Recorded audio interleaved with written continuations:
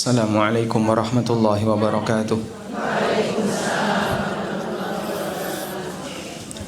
Alhamdulillahi haqqa hamdih. Wa ashhadu an la ilaha illallah wahdahu la syarika lah, ta'ziman li majdih. Wa ashhadu anna Muhammadan abduhu wa rasuluh. Salawatu rabbi wa salamu alaihi wa ala alihi wa ashabihi wa man sara ala nahjihi wastanna bi sunnatihi ila yaumil qiyamah. Alhamdulillah, puji syukur kita haturkan kehadirat Allah Azza wa Jal di kesempatan waktu duha ini di Kota Gede. Kota Gede, kecamatannya Kota Gede. Kalau kabupatennya ini masuk Kodia, Kota Ahmadiyah, Yogyakarta. Jadi saya tadi kesini melintasi 3 kabupaten, Sleman, Bantul, masuk lagi ke Kota Gede. Jauh sekali ya. Alhamdulillah. Bapak Ibu yang kami hormati, dalam sebuah hadis yang sahih dari sahabat Abdullah bin Busr radhiyallahu anhu, pernah ada seseorang yang menyampaikan kepada Nabi SAW, syariat Islam yang demikian banyak, ini bagaimana cara kita untuk bisa mengamalkan dengan maksimal? Karena banyak orang yang terkadang keberatan, harus sholat, harus puasa, belum lagi aturan A, aturan B, aturan C, dan seterusnya. Sehingga nampaknya sulit sekali bagi kita untuk bisa melaksanakan syariat Islam ini dengan baik. Maka sahabat ini bertanya kepada Nabi SAW, "Ya Rasulullah, dullani ala syai'in atasabbathu bihi." Ya Rasulullah, tunjukkan kepada aku satu amalan yang bisa aku jadikan sebagai pegangan sehari-hari, agar terasa ringan untuk melaksanakan syariat Islam. Lalu Nabi SAW menyampaikan satu pesan yang sederhana, mudah dihafal, tapi mungkin berat untuk dirutinkan. Beliau SAW mengatakan, la yazalu lisanuka rutban bidzikrillah. Jadikan lisanmu selalu basah dengan zikrullah. Kenapa orang yang lisannya selalu basah dengan zikrullah, dia bisa diringankan untuk menjalankan syariat-syariat Islam yang demikian banyak? Karena yang namanya cinta itu diawali dari pembiasaan. Sehingga kita bisa mencintai Allah, membangkitkan cinta seorang hamba kepada Allah dengan cara rajin menyebut nama Allah.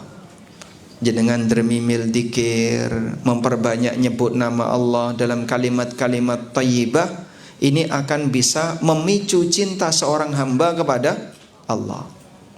Cinta diawali dari apa? Pembiasaan. Makanya ada istilah weting tresno jalaran saka sutresno. Jalaran saka kulino. Sehingga kalau Anda membiasakan diri untuk banyak menyebut nama Allah, ini bisa membangkitkan rasa cinta kita kepada Allah. Dan kalau orang itu sudah sangat mencintai Allah, maka akan terasa ringan untuk beribadah kepada Allah, terasa ringan untuk melakukan ketaatan A, melakukan ketaatan B, karena cinta dia kepada Allah sangat tinggi.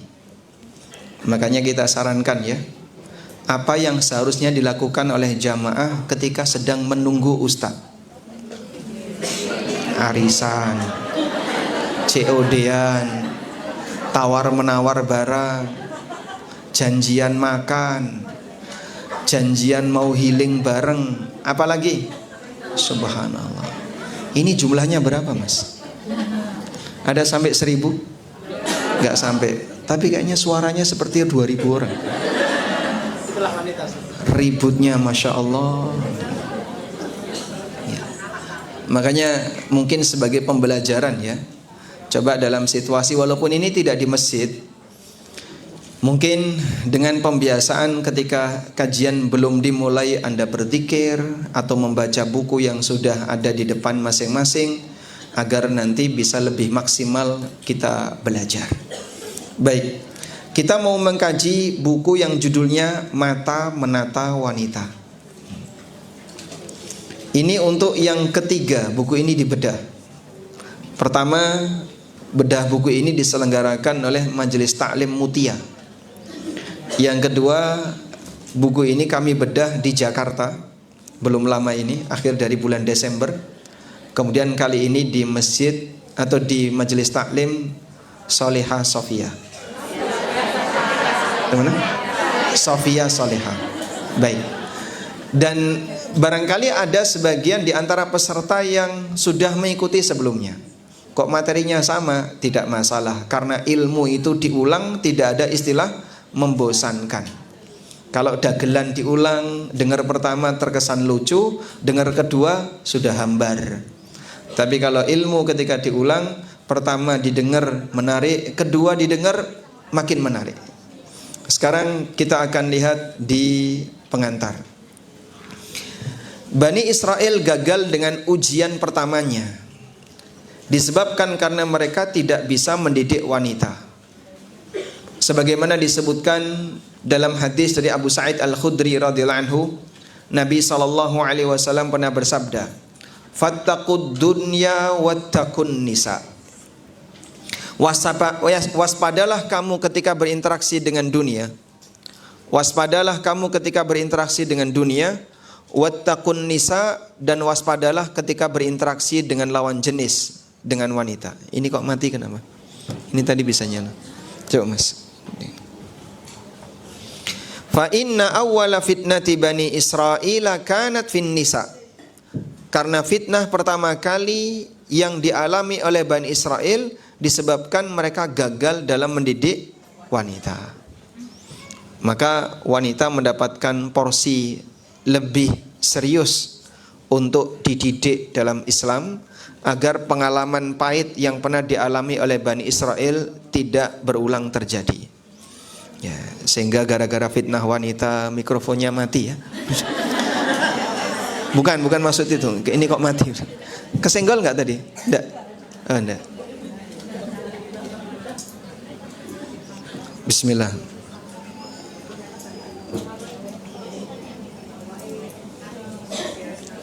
Bismillah, subhanallah.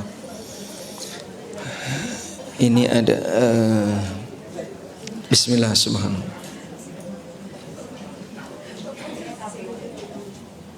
Cek, bismillah.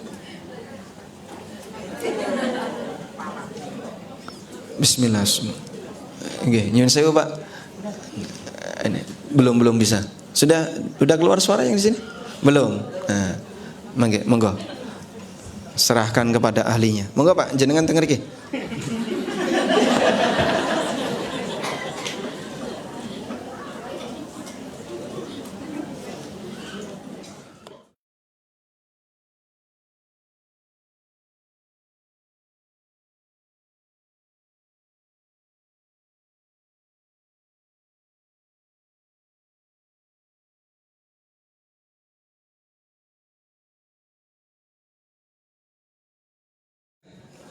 Yang penting sudah bisa keluar suara.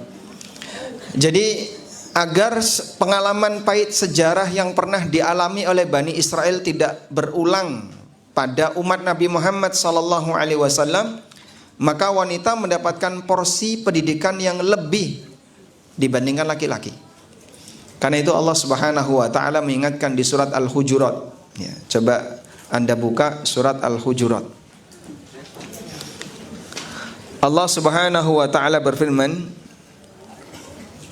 "Ya ayyuhalladzina amanu," wahai orang-orang yang beriman, berkaitan dengan larangan menghina orang lain. "La yaskhar qaumun min qaumin asa ayyakunu khairam minhum." Janganlah sekelompok kaum menghina kaum yang lain, bisa jadi yang dihina lebih baik daripada yang menghina. Ya, coba lihat di sini. Surat An-Nisa Al-Hujurat ayat 11. Surat Al-Hujurat ayat 11. Ya ayyuhalladzina amanu la yaskhar qaumun min qaumin asa ayyakunu khairam minhum. Wahai orang-orang yang beriman, Janganlah sekelompok orang menghina kelompok yang lain. Bisa jadi yang dihina lebih baik daripada yang menghina. Wala nisaun min nisain.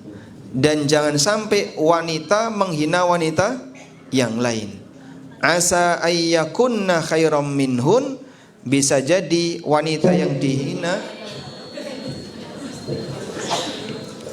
bisa jadi wanita yang dihina lebih baik daripada yang menghina.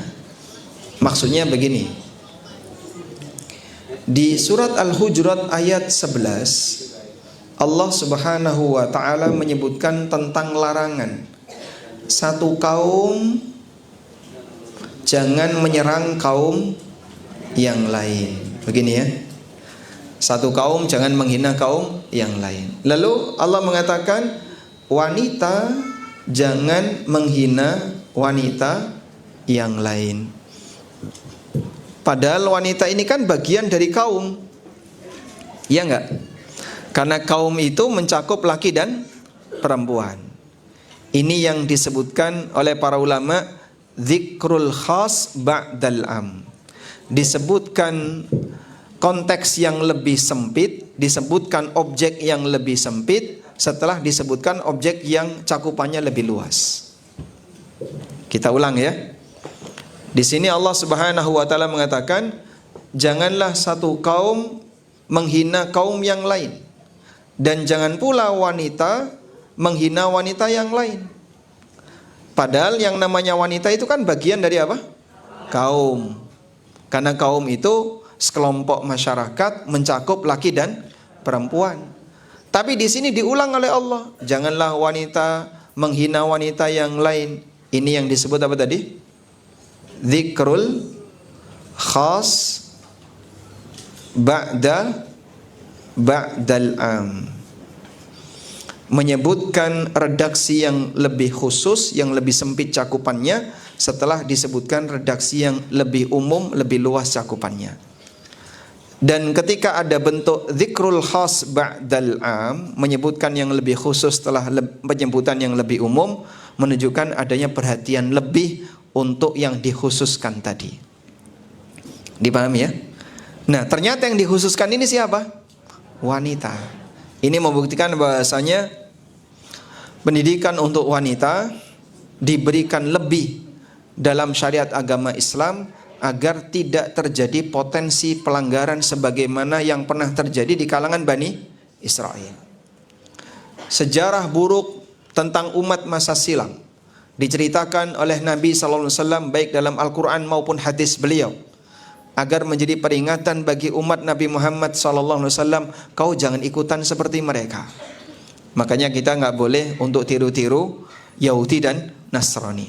Ada banyak sekali dalil-dalil yang disampaikan oleh Rasulullah SAW mengenai haramnya larangan keras untuk tiru-tiru Yahudi dan Nasrani. Sampai setiap hari kita berdoa kepada Allah, ihdinas siratal mustaqim siratal ladzina an'amta alaihim ghairil maghdubi alaihim waladdallin. Berikanlah kami petunjuk ke jalan yang lurus, yaitu jalan orang yang kau beri nikmat, bukan jalan orang yang kau murkai, dan bukan pula jalan orang yang sesat. Siapa manusia yang dimurkai oleh Allah itu? Yang dimaksud dengan ad-dhalin itu siapa?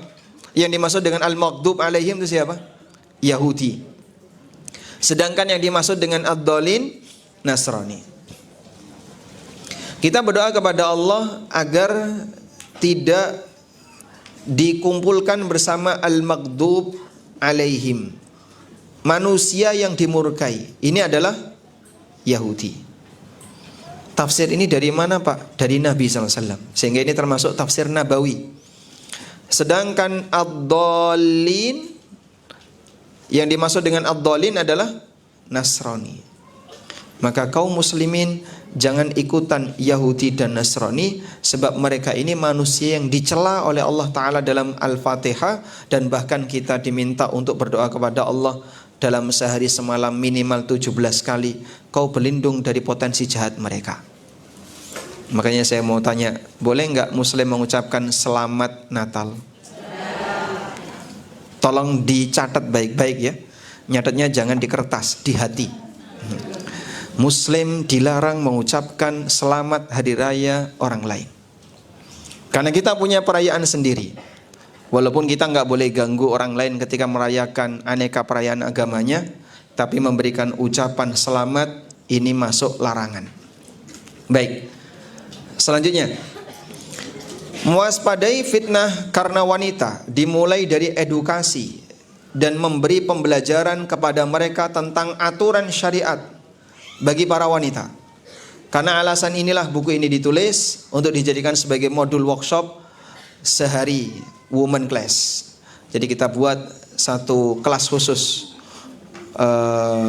bagi wanita, bagaimana agar mereka bisa belajar tentang fikih wanita, tapi sifatnya hanya catatan-catatan khusus. Buku ini bukan buku fikih wanita yang membahas lengkap tentang hukum-hukum ibadah wanita. Buku ini sebatas catatan ringan yang penting dipahami wanita terkait aktivitas mereka sehari-hari. Ada beberapa pesan utama dalam buku ini berkaitan dengan aktivitas sehari-hari wanita. Saya sebutkan ada 7 kajian ya. Mulai dari mengaca wanita sempurna, wanita ketika beribadah, wanita bersama keluarga, wanita karir dan pekerja, wanita tahta dan harta, wanita tutup mata, wanita hingga tua renta. Kalau wanita tutup mata ini bahas apa? Kita bahas tentang masalah aurat dan penekanan tentang menutup aurat. Kemudian wanita hingga tua renta, ini bagaimana seorang wanita yang sudah lanjut usia agar dia bisa menggapai husnul khatimah. Walhamdulillah, buku ini baru ya, ditulis di Jumadil Akhirah tahun 47, sekarang Rajab tahun 47. Jadi belum ada 1 bulan. Baru bulan Jumadil Akhirah kemarin bagian akhir. Baik, sekarang kita langsung masuk yang pertama. Nanti akan dibacakan oleh Mas Tingkir agar Bapak Ibu semuanya bisa menyimak di buku yang sudah tersedia, sambil nanti kita berikan beberapa catatan. Tafadhol. Bisa? Coba.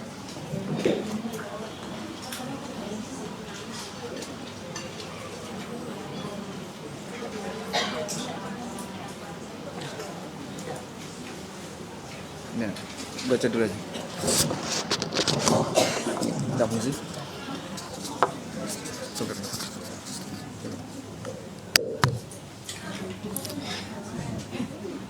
Bismillah wassalatu wassalamu ala rasulillah wa ba'du. Dari Abu Musa al-Asy'ari, Nabi sallallahu alaihi wasallam bersabda, "Kamala minar rijali katsirun, walam yakmul minan nisa'i illa Maryamu bintu Imrana wa Asiyatu imra'atu Fir'aun wa fadlu Aisyata 'alan nisa'i ka fadli saridi 'ala sairi at-ta'ami."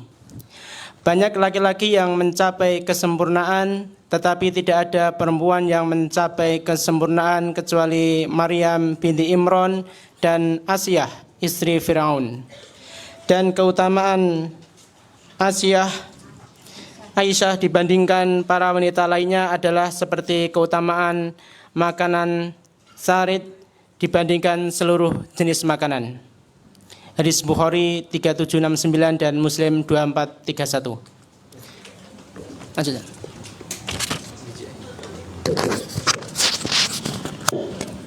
Baik, coba kita fokus di hadis tadi. Nabi SAW menyebutkan, lelaki yang sempurna itu banyak. Siapa lelaki yang sempurna di sini? Para nabi. Para nabi jumlahnya banyak atau sedikit? Berapa jumlahnya? Berapa jumlahnya? Banyak sekali. Dalam sebagian riwayat disebutkan 124.000. Ya, Anda bisa bayangkan ya, dari mulai manusia pertama yaitu Nabi Adam sampai Nabi Muhammad SAW memakan rentang waktu yang demikian panjang. Demikian panjang itu Allah Subhanahu wa taala membimbing manusia dengan deretan para nabi. Jumlahnya 124.000. Dari 124.000 itu yang jadi rasul ada berapa? 315. Sedangkan yang namanya disebutkan dalam Al-Quran hanya ada 25. Kita ulangi ya. Ada 124.000 nabi, yang jadi rasul 300 sekian belas, dalam riwayat yang lain disebutkan 315, dan yang disebutkan dalam Al-Quran hanya 25. Berarti yang enggak disebutkan banyak, Pak, banyak sekali. Allah Subhanahu wa taala mengatakan dalam Al-Quran, wa rusulan qad qasasnahum 'alaika min qablu wa rusulan lam naqsushum 'alaik. Ada banyak rasul yang kami ceritakan kepadamu, dan ada banyak rasul yang kami tidak pernah ceritakan kepadamu. Maka tidak semua perjuangan besar orang soleh itu harus dikenang dalam sejarah. Banyak sekali para rasul yang sejarahnya tidak diceritakan oleh Allah Subhanahu wa taala. Walam yakmul minan nisa, sementara tidak ada yang sempurna dari kalangan wanita kecuali Maryam bintu Imran dan Asiyah istrinya Firaun. Ya. Kenapa, Pak? Mereka adalah wanita yang perjuangannya luar biasa. Dan para ulama menjelaskan sempurna di sini adalah sempurna dari sisi akhlaknya. Kalau fisiknya sama seperti yang lain. Secara fisik sama seperti yang lain. Sehingga Maryam tidak bisa terbang, Maryam tidak bisa ngilang, Maryam tidak bisa makan beling. Beliau manusia seperti umumnya wanita. Demikian pula para nabi. Mereka diberi oleh Allah keistimewaan berupa mukjizat. Namun itu tidak bisa ditiru yang lain. Baik. Nah, sekarang Maryam bintu Imran, ibu Nabi Isa alaihissalam. Ujian berat apa yang dialami oleh Maryam? Apa ujian berat yang dialami oleh Maryam? Seorang wanita yang menjaga kehormatan, tapi beliau hamil di luar perkawinan. Allah jadikan sebagai salah satu tanda kuasanya, di mana dia bisa menciptakan manusia punya ibu enggak punya bapak. Sebagaimana Allah kuasa untuk menciptakan manusia tidak punya ibu, tidak punya bapak. Maka proses penciptaan manusia ada 4. Yang pertama apa? Tercipta tanpa ibu, tanpa bapak. Siapa beliau? Adam. Tercipta punya bapak enggak punya ibu. Siapa beliau? Hawa, istrinya Adam. Tercipta punya ibu enggak punya bapak. Siapa beliau? Isa bin Maryam. Tercipta punya ibu enggak punya bapak. Itu adalah kita semua. Sehingga sempurnalah ciptaan Allah Subhanahu wa taala dalam kejadian penciptaan manusia.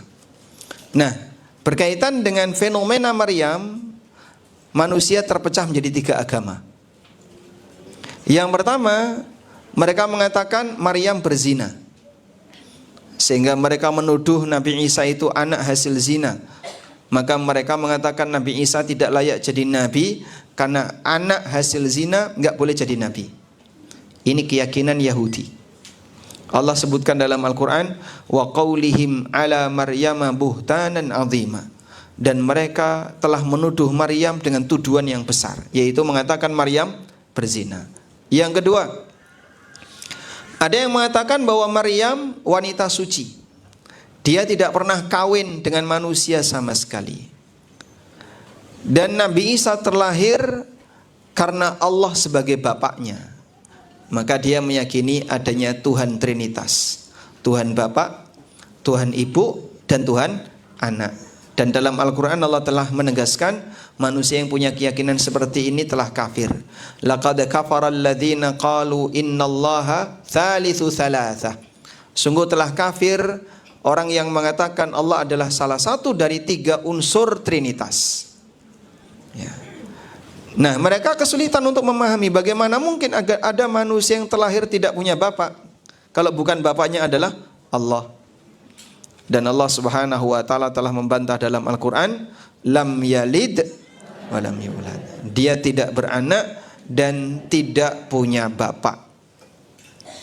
Sebab dalam ajaran agama kesyirikan, mereka itu meyakini Tuhan itu punya nasab. Makanya orang musyrik pernah datang kepada Nabi SAW minta cerita, "Ya Muhammad, insib lana rabbak." Wahai Muhammad, nasab Tuhanmu itu kayak apa sih? Allah itu bin siapa? Masya Allah. Itu jahatnya orang musyrikin. Sehingga mereka sampai tanya kepada Nabi SAW, Allah itu bin siapa? Allah bin siapa? Bin siapa? Tuhan itu punya nasab. Menurut keyakinan siapa? Musyrikin. Dan kaum muslimin mendapatkan satu prinsip, Tuhan itu ahad, sehingga dia tidak punya anak, karena kalau dia punya anak berarti dia nanti mati, sehingga dilanjutkan oleh anaknya. Maka karena Tuhan tidak butuh penerus, dia tidak boleh punya anak. Walam yakul lahu sahibah, dan dia tidak punya istri. Baik. Dalam situasi itulah Maryam radhiyallahu anha menjadi tanda kuasa Allah. Dalam kandungannya Allah ciptakan seorang bayi tanpa punya, yang terlahir tanpa ada seorang lelaki. Lalu kemudian keyakinan yang ketiga adalah keyakinan kaum muslimin, bahwasanya Maryam wanita suci. Nabi Isa terlahir atas kuasa Allah. Dia menciptakan manusia punya ibu, enggak punya bapak. Sebagaimana dia kuasa menciptakan manusia tanpa ibu, tanpa bapak. Karena itu antara kita dengan orang Nasrani ada satu kata sepakat. Apa itu? Sama-sama mengatakan Maryam wanita suci. Sedangkan mereka dengan Yahudi bedanya, mereka menuduh, Yahudi menuduh Maryam wanita pezina, dan Nasrani mengatakan Maryam wanita suci. Makanya Maryam termasuk wanita terhormat di Nasrani, sebagaimana Maryam juga wanita terhormat di kalangan kaum muslimin. Baik. Dan Allah Subhanahu wa taala bercerita tentang Maryam di surat Maryam, tentang bagaimana sedihnya Maryam pada saat beliau hamil dan mau melahirkan anaknya. Fa'aja'ahal makhadu ila jid'in nakhlati qalat ya laitani mittu qabla hadha wa kuntu nasyam mansiya. Dorongan mau melahirkan itu sampai mendesak Maryam hingga nyender di bawah pohon kurma. Qalat, di saat itulah beliau mengatakan, ya laitani mittu qabla hadha, andaikan aku mati sebelum kejadian ini. Sampai berangan-angan apa? Ingin mati. Karena enggak kuat menanggung derita rasa malu, saya harus ngomong apa di masyarakat. Karena itulah Allah Subhanahu wa taala perintahkan Maryam untuk puasa bisu. Sehingga Allah katakan di sini, fa imma tarayinna minal bashari ahadan faquli inni nadartu lirrahmani sauma falan ukallimal yauma insiya. Kalau kamu ketemu siapapun, maka ucapkan, aku bernazar untuk puasa kepada Allah dan aku tidak akan bicara kepada siapapun. Puasa bisu. Sehingga mogok bicara itu termasuk di antara perintah yang diberikan oleh Allah kepada Maryam. Apakah masih berlaku Pak zaman sekarang? Sehingga ibu-ibu kalau lagi berantem sama suaminya, apa yang dilakukan? Puasa bisu. Kenapa? Niru Maryam. Masya Allah. Ini juga nggak berlaku. Yang seperti ini hanya khusus untuk syariat di masa silam. Kalau syariat di masa sekarang tidak ada bentuk puasa bisu. Nah, tapi wanita zaman sekarang kayak gitu Pak.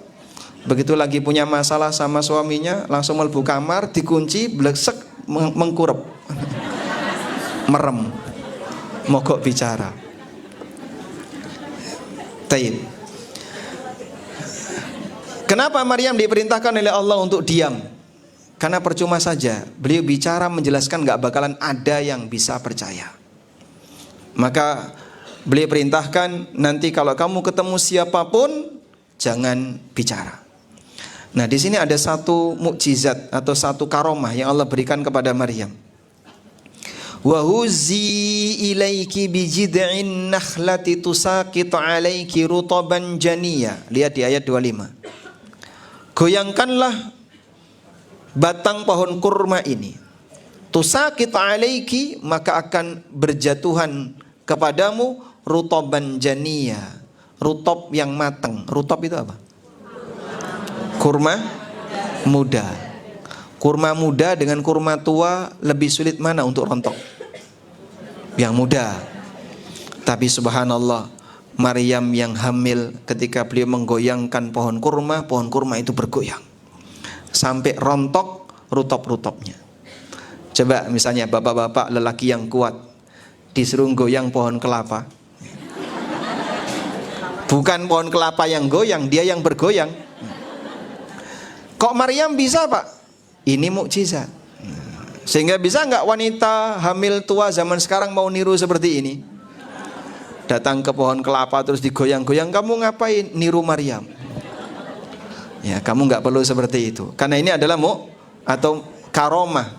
Dan karomah ini atas perintah dari Allah, sehingga Allah berikan berupa nutrisi yang baik bagi wanita yang hamil tua, yaitu rutop.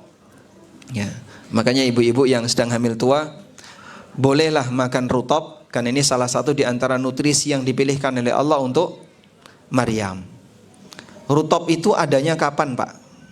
Rutop itu adanya di musim panas. Jadi kira-kira bulan Juli, Agustus itulah ada rutop. Kalau Desember ini musim salju. Jadi Desember tidak ada rutop. Sebab musim dingin kurma belum berbunga.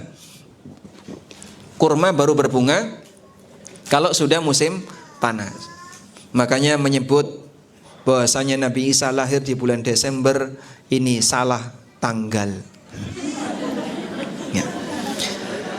Wallahu alam. Baik, kita lanjutkan. Lalu sekarang kita ke Asia. Tolong diperhatikan ya, namanya Asia bukan Aisyah. Asia wanita sempurna.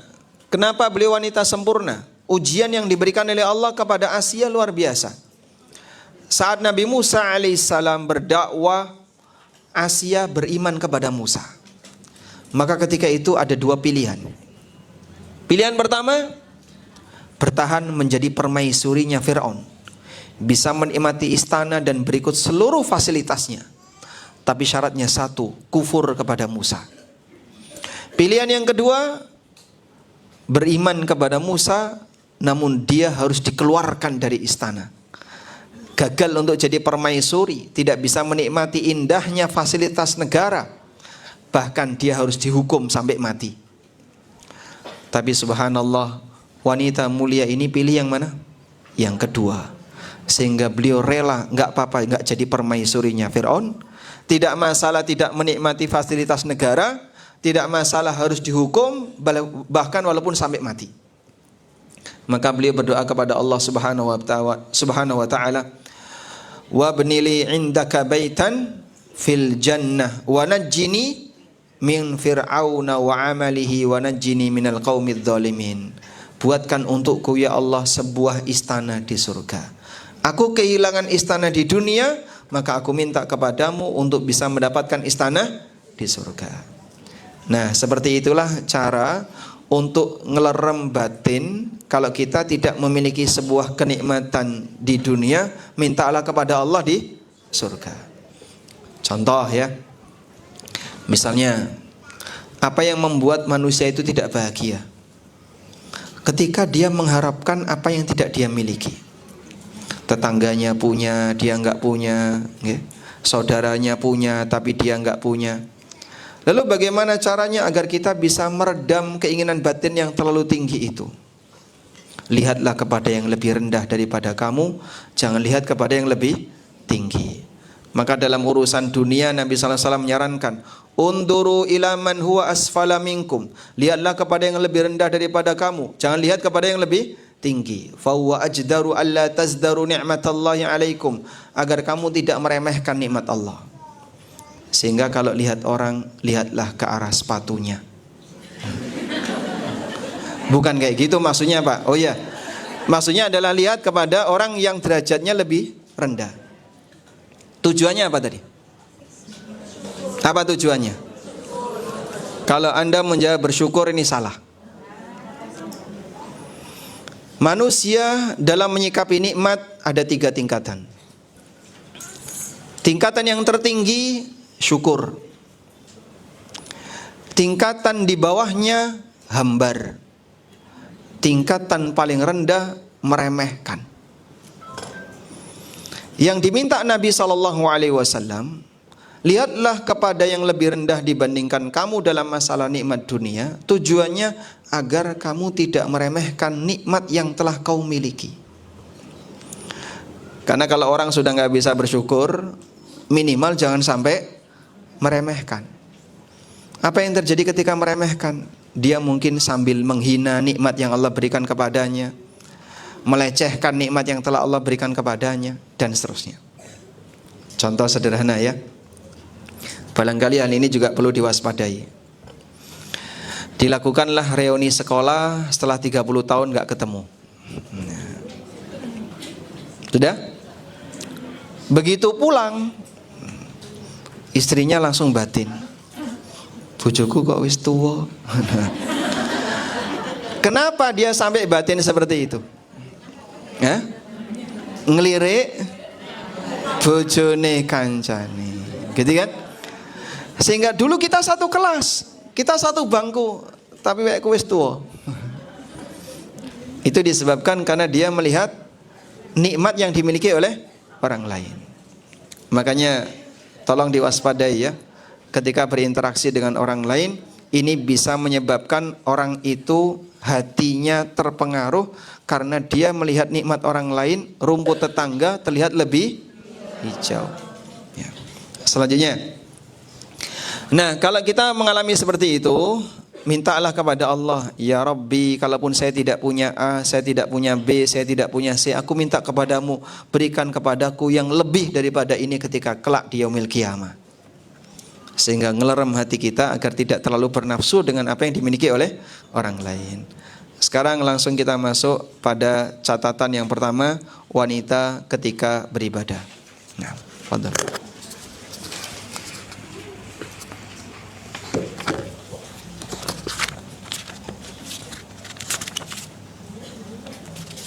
Halaman 7. Cek. Wanita ketika beribadah. Berikut beberapa catatan terkait ibadah bagi seorang wanita.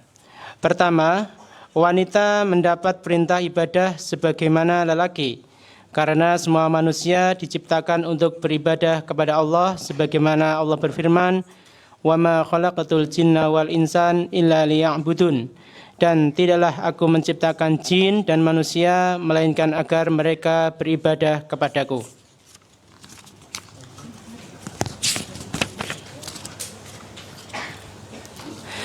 Inti dari ibadah kepada Allah adalah menjalankan perintah Allah dan menjauhi larangannya. Bentuk ibadah ada dua. Yang pertama, menjalankan ritual ibadah seperti sholat, puasa, zakat, dan seterusnya. Kedua, mentaati aturan yang Allah tetapkan, baik aturan terkait muamalah, keluarga, berbusana, dan yang lainnya.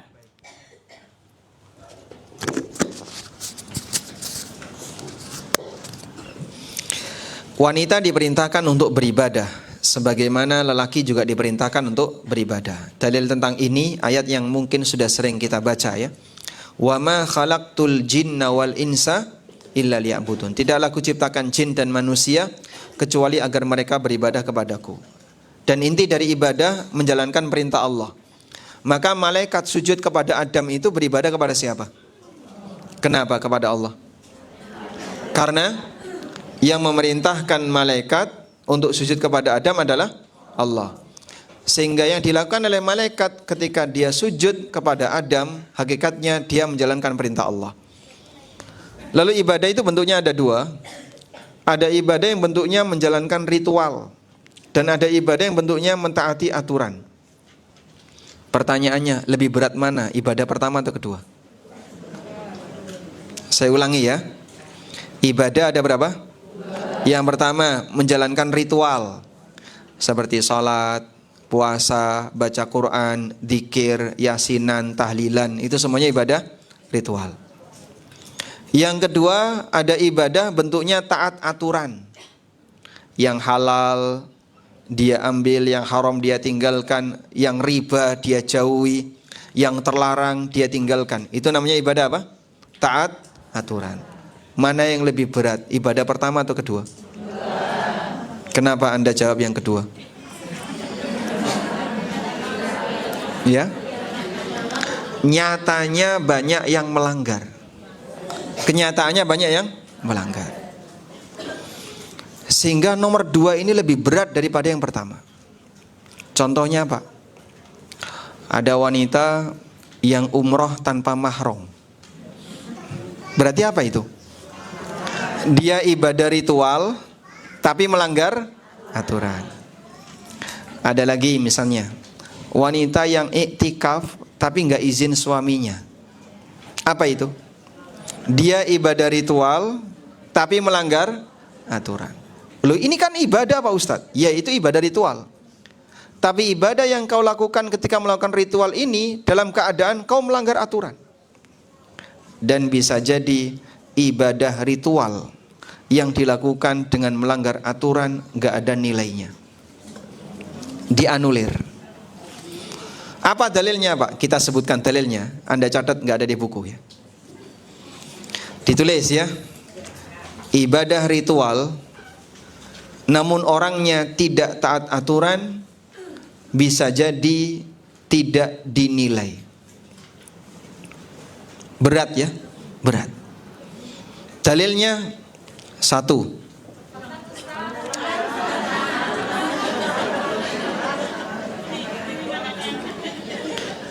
Ya. Saya ulangi ya. Ibadah ritual tapi orangnya tidak taat aturan bisa jadi tidak dinilai. Sehingga percuma saja. Dalilnya sudah? Nyatetnya pakai pulpen atau pakai HP? Pakai pulpen. Yang pertama, orang yang puasa tapi rajin maksiat. Orang yang puasa tapi rajin maksiat, maka yang dia dapatkan hanya lapar dan haus. Mungkin hadis itu sudah sering Anda dengar ya. Nabi SAW pernah mengatakan, Rubba sa'imin hadduhu min siyamihil ju' wal atas. Betapa banyak orang yang berpuasa tapi yang dia dapatkan dari puasanya hanya lapar dan haus. Berarti dia nggak dapat pahala Pak? Iya. Kenapa? Karena dia banyak bermaksiat. Dalam hadis riwayat Bukhari, Nabi SAW juga bersabda,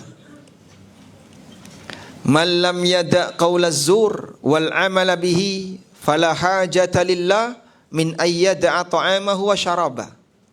Siapa yang tidak meninggalkan ucapan dusta atau perbuatan maksiat ketika puasa, maka Allah enggak butuh puasa yang dia lakukan. Sehingga ibadah ritual tidak dinilai gara-gara yang bersangkutan gagal ibadah taat aturan. Dalil kedua, Anda bisa lihat hadis berikut ini. Nabi SAW pernah mendapatkan aduan tentang seorang wanita. Namun wanita ini suka berbuat jahat. Ya, coba kita lihat hadis berikut ini.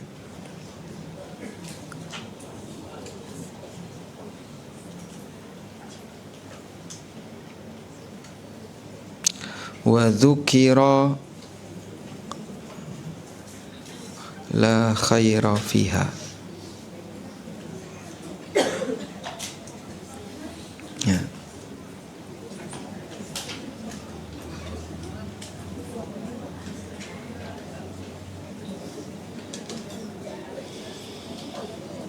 Ini ya, coba lihat ya.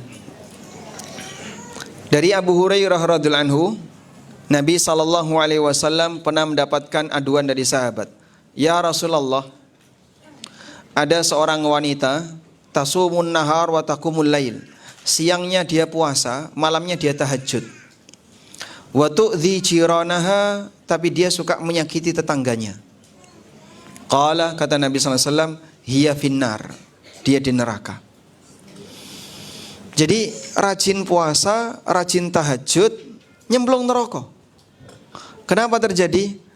Suka menyakiti orang lain. Makanya kalau ada orang yang rajin sholat tapi koruptor, ada nggak? Kok banyak?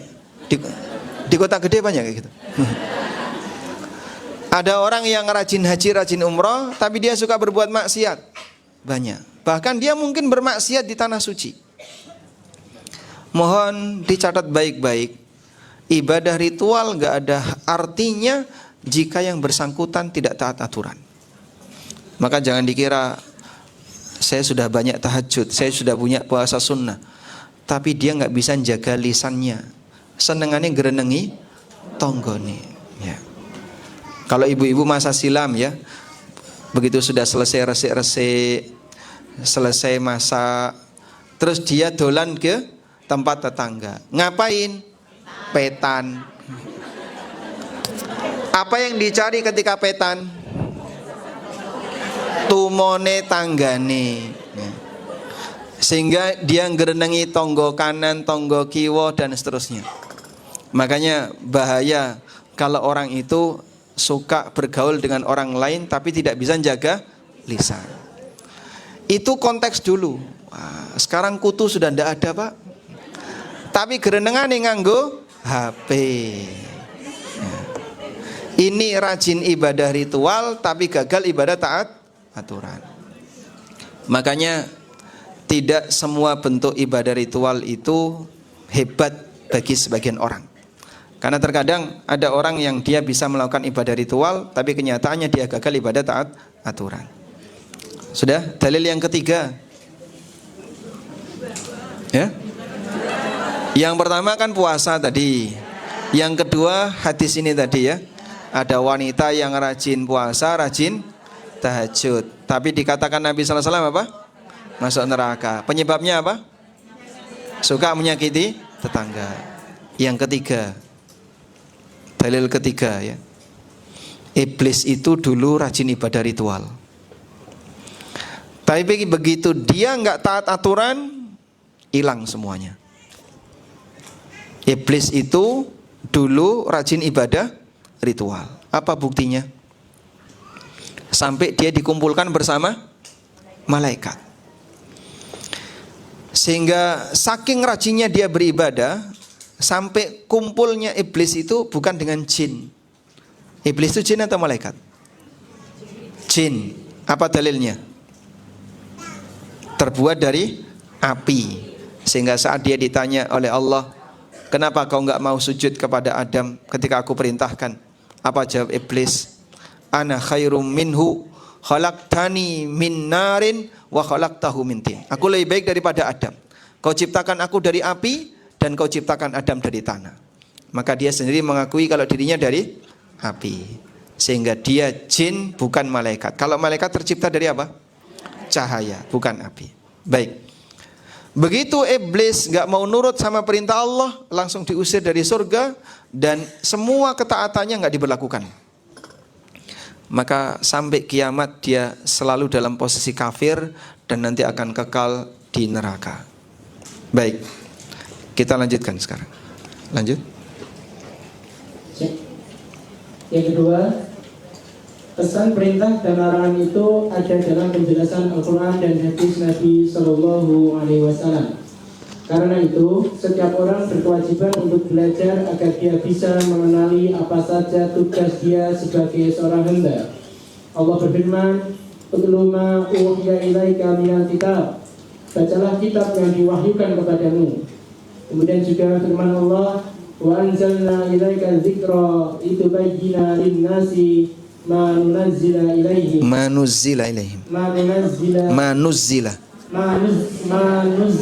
ilaihim.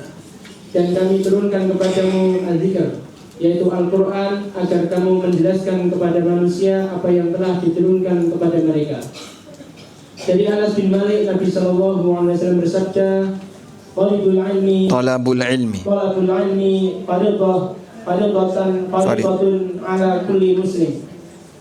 Menuntut ilmu itu wajib bagi setiap muslim.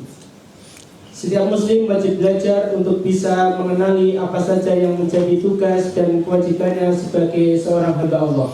Ada sebagian orang yang komentar kayak gini, itu kelompok apaan sih? Kok isinya cuman kajian? Di sini kajian, sini kajian, sini kajian. Begitu ya? Kapan ibadahnya? Isinya cuman kajian. Sampaikan kepada mereka, yang kau sebut kelompok yang suka kajian-kajian itu, mereka sedang menjalankan perintah Allah untuk mengenali aturan Allah, melaksanakan aturan Allah, di mana banyak orang gagal untuk melakukannya. Maka jangan remehkan yang suka ngaji itu ya. Mereka itu sedang beribadah kepada Allah berupa taat aturan. Yang kau gak bisa melakukannya, kau banyak gagal melakukannya, sehingga ngakunya rajin sholawatan, rajin tahlilan, tapi di saat yang sama buka aurat, suka gerenengan, dan aneka pelanggaran-pelanggaran yang lain dalam masalah muamalah, di mana dia tidak perhatian berkaitan dengan masalah halal haram. Makanya ibadah pertama dimulai dari apa? Belajar. Ibadah pertama dimulai dari belajar. Sehingga belajar itu kewajiban bagi setiap muslim, baik laki maupun perempuan. Oleh karena itulah, saat Anda belajar, yakini bahwa Anda sedang beribadah. Oleh karena itu, miliki komitmen, aku belajar untuk mengenal agar aku bisa mengamalkan, bukan hanya sebatas yang penting ketemu kawan ya. Karena sebagian orang ketika kajian itu karena FOMO saja. Nah, yang lain do ngaji, aku ramelu isin ya. Maka itu apa namanya? FOMO ya. Trennya berangkat do ngaji, jilbab besar, tapi dia nggak ada perubahan akhlak. Maka dia belajar bukan dalam rangka untuk bertakwa, tapi lebih karena masalah wawasan. Baik, mana yang lebih sering Anda lakukan? Nyekrol HP atau baca Quran? Dua-duanya? Masya Allah. Coba dibuktikan. Kenapa kita bisa lebih menikmati nyekrol HP daripada baca Quran? Bukan masalah waktu. Anda punya waktu, Anda punya waktu, Anda punya kesempatan, tapi kesempatan itu dipakai untuk nyekrol HP.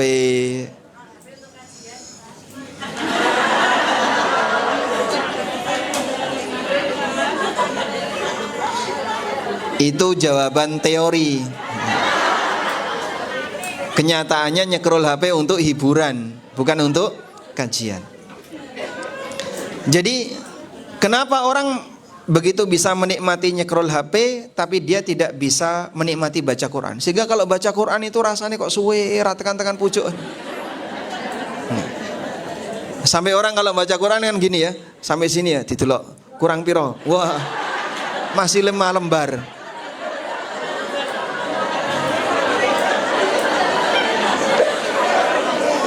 Dia lihat ujungnya,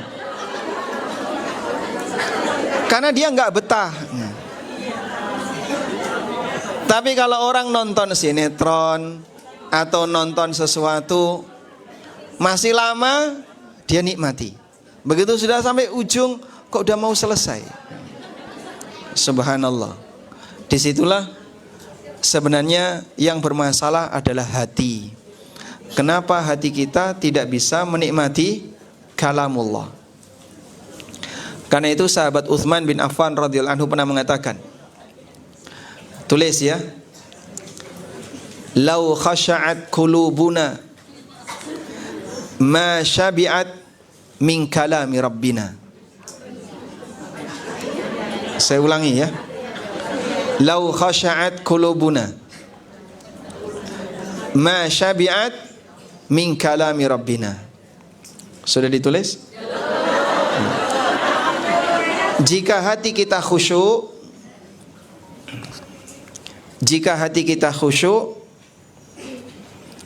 maka hati kita tidak akan pernah kenyang untuk membaca kalam Rabb kita. Hati kita tidak akan pernah kenyang untuk membaca kalamullah. Jadi dia akan selalu haus untuk membaca kalam Allah. Kalau hatinya khusyuk. Tapi karena mungkin selera kita tidak ada pada Al-Quran, sehingga Allah jadikan selera kita lebih banyak di hiburan. Jadilah scroll-scroll menjadi kaum rebahan. Ya. Baik. Saya mohon maaf, karena kadang kajian saya sedikit menyinggung, tapi itulah kenyataan. Ya. Kita lanjutkan catatan yang ketiga.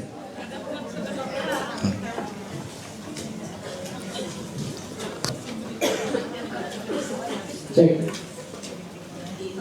Catatan yang ketiga, wanita mendapat janji yang sama sebagaimana lelaki, sehingga siapapun yang beramal dengan baik akan mendapatkan balasan yang sebanding dengan kualitas amalnya.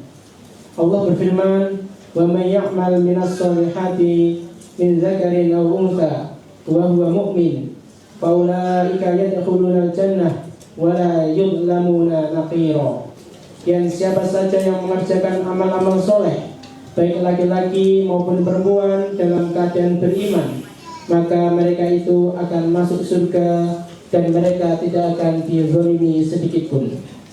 Artinya, baik lelaki maupun wanita punya peluang yang sama untuk menjadi hamba yang bertakwa.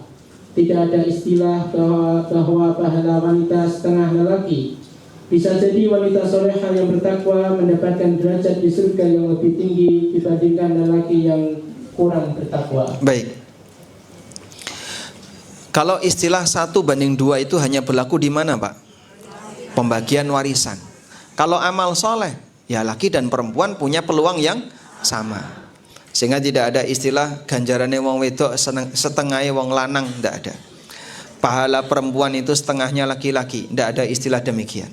Maka wanita soleha punya pahala yang sebanding dengan lelaki yang soleh sesuai dengan tingkat amalnya.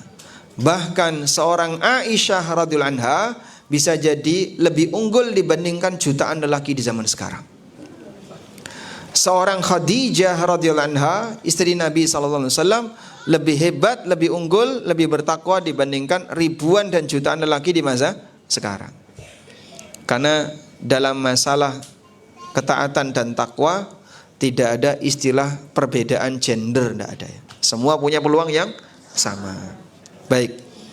Walhamdulillah, tinggal selanjutnya, bisa enggak para wanita ini bersaing dengan lelaki? Nah, selanjutnya yang keempat. Yang keempat, keterbatasan wanita dibandingkan lelaki ketika di dunia menyebabkan kuantitas ibadah mereka tidak lebih banyak dibandingkan lelaki, terutama karena haid, sehingga mereka tidak bisa sholat. Dari Abdullah bin Umar, Nabi Sallallahu Alaihi Wasallam bersabda, "Wa ma ra'aitu min naqisati aqlin wa dinin aghlaba min lubbi min kunna qalat ya Rasulullah wa ma nuqsanul aqli wa dini."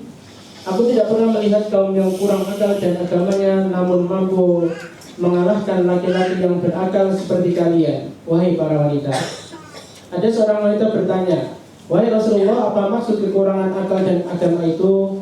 Beliau menjawab, "Qala amma nuqsanu al-aqli fashahadatu imrataini ta'dilu shahadata rajulin fahadha nuqsanul aqli wa tamkusul layaliya ma tusalli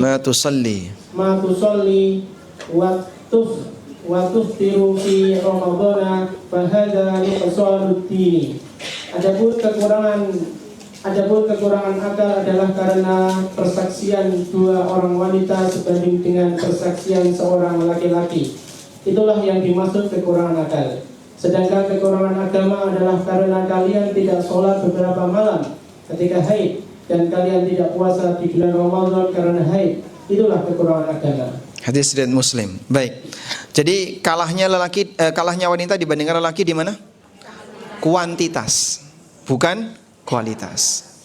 Maka seorang wanita dalam keadaan ketika dia mengalami haid, dia nggak bisa sholat, nggak bisa puasa, walaupun puasa harus diqadha. Ini yang membuat wanita tidak lebih banyak jumlah ibadahnya dibandingkan lelaki. Karena itu saya kasih nasihat ketika haid ya. Kalau wanita sedang haid, satu, ketika Anda di posisi kurang ibadahnya, hendaknya berusaha menjalankan ibadah dengan berkualitas. Wanita boleh saja kalah jumlah, tapi jangan sampai kalah nilai. Sehingga mumpung kalau nggak lagi haid, maksimalkan. Mumpung tidak lagi haid, maksimalkan. Jadi kalau sholat serius. Tapi nggak ke masjid ya Pak? Nggak apa-apa, nggak ke masjid. Anda bisa ibadah di rumah, tapi berusaha untuk khusyuk dengan baik. Ibadahnya disesuaikan dengan sunnah Nabi SAW. Jangan sampai gara-gara tidak ke masjid, sholat isyaknya jam berapa? Jam 10 wis ngantuk itu Pak, angap-angop. Sholat kok angap-angop. Loh kan saya nggak wajib berjamaah. Iya, tapi kalau kamu menunda sampai pada ngantuk baru sholat, ini salah. Ya, seharusnya gimana? Kenapa nggak dari tadi? Tadi WA-WA-an nih Pak. Masya Allah. Padahal sebenarnya tidak lebih urgent untuk dia sholat di awal waktu. Termasuk juga misalnya ya, sholat duhur. Biasanya Anda sholat duhur jam berapa? Tidur dulu Pak Ustaz.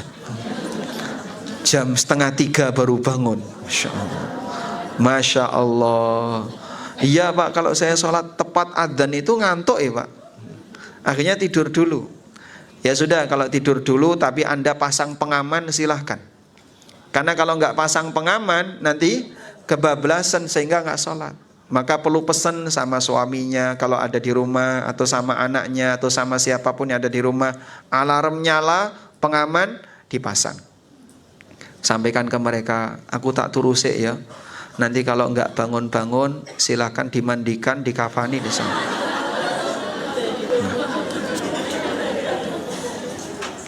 Yang kedua, upayakan saat haid tetap melakukan ibadah yang boleh dilakukan ketika haid. Contohnya zikir ya. Wanita haid boleh zikir nggak? Boleh. Contoh yang lain, dengerin kajian, baca kitab yang bermanfaat. Contoh yang lain, mendengarkan Al-Quran dan seterusnya. Sehingga manfaatkan dalam posisi ketika Anda tidak bisa sholat, jangan bermalas-malasan. Aku kalah dengan mereka karena aku nggak bisa sholat, tapi aku tidak lupa untuk selalu zikir. Sehingga Anda melakukan aktivitas ibadah pengganti yang tidak bisa Anda kerjakan. Dengan banyak apa? Berzikir. Haid bukan waktunya untuk membiarkan diri Anda bermalas-malasan. Begitu ya. Karena biasanya wanita kalau sudah haid ngapain? Ngapain? Tiduran, malas-malasan. Yang lain sedang puasa, dia nyantai. Kenapa tidak dia isi dengan yang lain? Sudah tahu dia kalah jumlah, seharusnya dia isi dengan yang lain. Tadi ya, memperbanyak zikir salah satu di antara amalan yang bisa membuat kita lebih mencintai Allah. Selanjutnya, ibadah ketika haid. Yang kelima, ibadah ketika haid. Islam tidak melarang umatnya untuk beribadah selama tidak melanggar aturan. Karena setiap manusia dituntut untuk menjalankan ibadah selama hayat masih di kandung badan. Allah menegaskan dalam firman-Nya, "Wa'bud rabbaka hatta ya'tiyakal yaqin." Beribadahlah kepada Tuhanmu sampai datang kepadamu al-yaqin. Para ulama tafsir sepakat bahwa makna kata al-yaqin pada ayat di atas adalah kematian. Tak terkecuali wanita haid. Islam tidaklah melarang mereka untuk melakukan semua ibadah. Hanya saja ada sebagian ibadah yang dilarang untuk dilakukan dalam kondisi haid. Artinya wanita haid masih bisa melakukan amalan ibadah selain amalan yang dilarang dalam syariat. Selanjutnya, apa saja amalan yang nggak boleh dilakukan ketika wanita haid? Di sini saya sebutkan salat, kemudian puasa. Dan ini dengan ijma' kaum muslimin. Nabi SAW sendiri juga mengatakan, "Alaisa idza hadat lam tusalli wa lam tasum?" Bukankah kalau wanita lagi haid mereka enggak boleh salat, enggak boleh puasa? Fadzalika nuqsanu diniha. Itulah kekurangan sisi agama wanita. Sudah? Kemudian tawaf di Ka'bah enggak boleh ya. Kalau sudah berangkat umroh tapi haid gimana Pak? Nunggu di hotel. Jadi misalnya dari Madinah besok mau ke Mekah. Hari ini di Madinah, besok mau ke Mekah. Hari ini haid. Sedih nggak kira-kira? Sedih campur stres ya. Arab njaluk balik duit ya raya iso. Jadi banyak wanita yang bingung ketika dia mengalami haid padahal besok mau umroh. Sudahlah, Anda nggak usah bingung. Ini pernah terjadi pada Ibunda Aisyah radhiyallahu anha. Itu tidak hanya umroh, bahkan beliau haji. Waktu itu apa? Haji. Aisyah radhiyallahu anha berangkat dari Madinah itu suci. Begitu sampai di daerah namanya Sarif, tinggal sak pelintengan sampai Mekah. Aisyah mengalami haid. Hanya tinggal jarak sekian kilo sudah sampai Mekah, Aisyah mengalami haid. Akhirnya beliau nangis. Karena beliau khawatir tidak bisa mengikuti kegiatan haji bersama Nabi SAW. Tapi Masya Allah Nabi SAW menenangkan Aisyah radhiyallahu anha dengan mengatakan, Innaha syai'un katabahallahu ala banati Adam. Haid itu kejadian yang Allah tetapkan kepada semua putri Adam. Kau enggak usah khawatir. Yang haid tidak cuma kamu, wanita yang lain juga mengalami haid. Lalu beliau sampaikan, If'ali ma yaf'alul hajj ghaira an tatufi bil baitil atiq. Kamu boleh lakukan apapun sesuai yang dilakukan oleh jamaah haji kecuali satu, kau tidak boleh tawaf. Jadi kalau wanita haid misalnya hari ini haid, besok mau berangkat ke Mekah, nanti ikut bareng-bareng ke Dzulhulaifah, ke Bir Ali ya. Ngambil apa? Miqat. Terus gimana Pak? Langsung ihlal untuk umrah. Labbaik Allahumma umratan. Loh kan saya lagi haid Pak. Wanita haid boleh umrah, tapi tidak boleh tawaf. Bedanya apa? Umrah itu rangkaian ibadah, salah satunya tawaf. Nah, sehingga dia boleh melakukan semua rangkaian ibadah ini kecuali tawaf. Paham ya? Nah, begitu dia berangkat sampai di kota Mekah, kan rombongan nanti tawaf dulu. Karena dia belum suci, maka dia nggak boleh tawaf. Lalu apa yang dikerjakan? Silahkan tunggu di hotel. Tapi dalam posisi ini Anda sedang ihram, sehingga semua larangan ihram wajib dijauhi.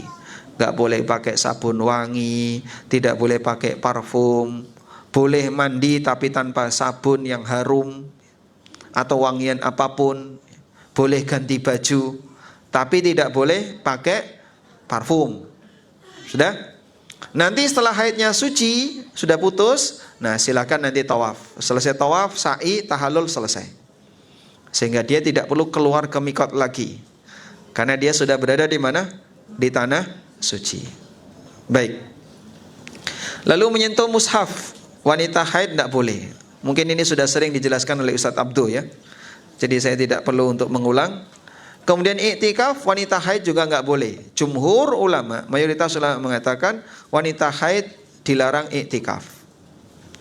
Kalau kajian di masjid Pak, kan itu butuh waktu 1-2 jam untuk bertahan di masjid. Apakah wanita haid boleh? Jumhur ulama melarang. Jumhur ulama melarang. Meskipun ada juga yang membolehkan. Ya, seperti Imam Al-Muzani, salah satu muridnya Imam Syafi'i.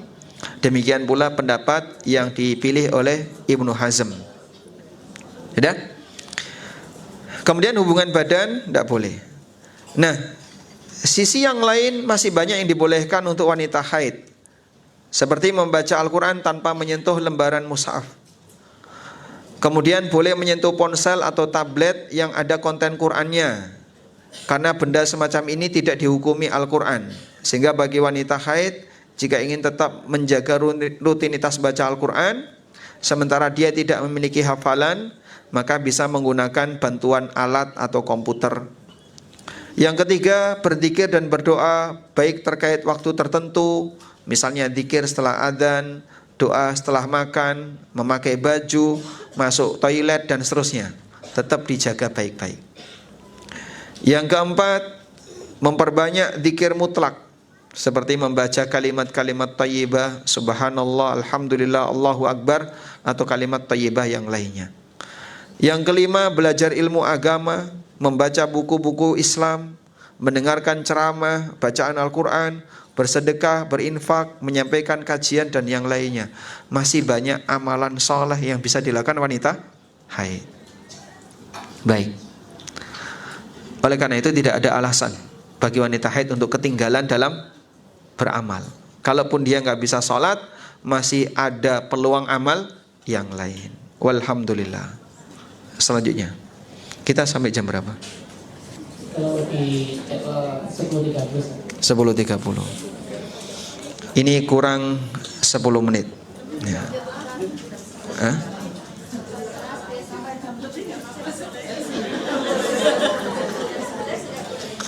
Jadi saya tidak boleh melanggar aturan. Melakukan ritual sambil melanggar aturan itu dilarang.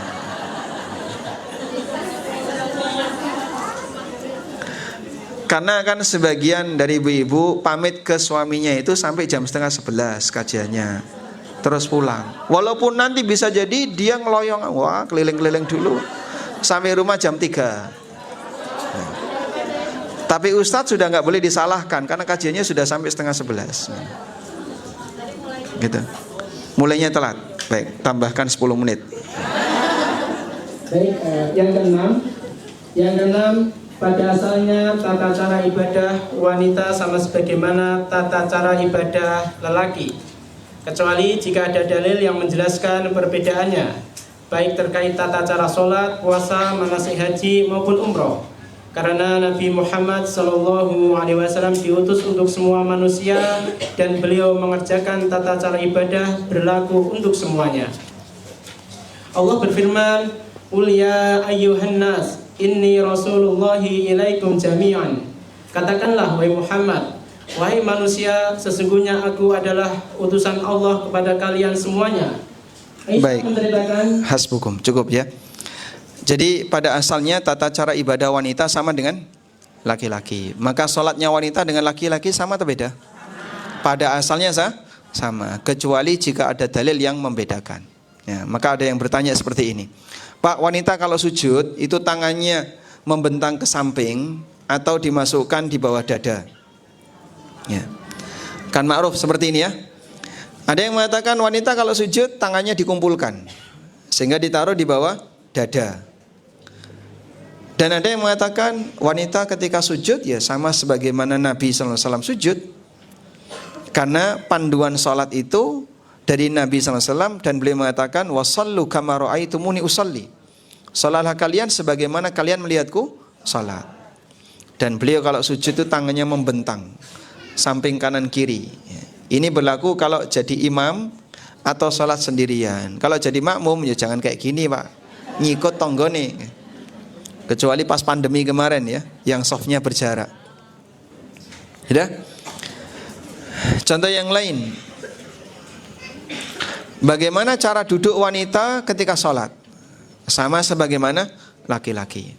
Maka wanita bisa duduk iftirash atau duduk tawarruk, sebagaimana lelaki duduk iftirash atau duduk tawarruk, dan demikian seterusnya.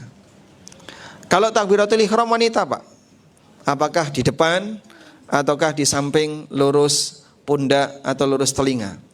Jawabannya sama dengan laki-laki. Karena di sini ada kaidah yang diberikan Nabi SAW. Anda hafalkan kaidah ini. Lihat di halaman 19. Nabi SAW mengatakan, Innaman nisa'u syaqaiqur rijal. Wanita itu saudara kandungnya lelaki. Sehingga apa yang berlaku bagi laki-laki juga berlaku bagi wanita. Baik. Selanjutnya yang ketujuh. Yang ketujuh, di antara perbedaan ibadah wanita dengan lelaki adalah tugas wanita lebih terbatas di dalam rumah, berbeda dengan lelaki yang dominan ibadahnya di luar rumah, seperti sholat jamaah, jumatan, jihad di medan perang, menjadi khatib dalam kegiatan berjamaah kaum muslimin. Dari Abu Hurairah radhiyallahu anhu, Nabi SAW bersabda, "Idza sholatil mar'atu khamsaha wa shamat shahraha wa hassanat farjaha wa adha'at zawjaha qila laha udkhulil jannah min ayyi abwabil jannati syi'ti.